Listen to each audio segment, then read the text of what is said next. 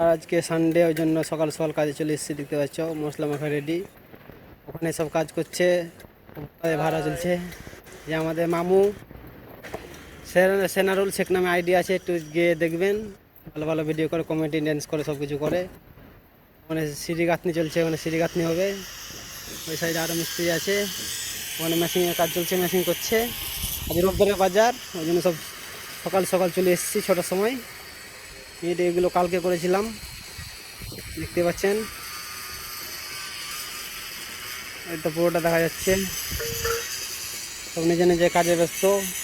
এই লোকেশন আমাদের খুব সুন্দর লোকেশন, সেই লেভেল। এখানে গোডাউন, ওকে। দূরের দিকে কাজ ছেড়ে চলে যাব, আমরা চেন্নাই আছি, তামিলনাড়ুতে।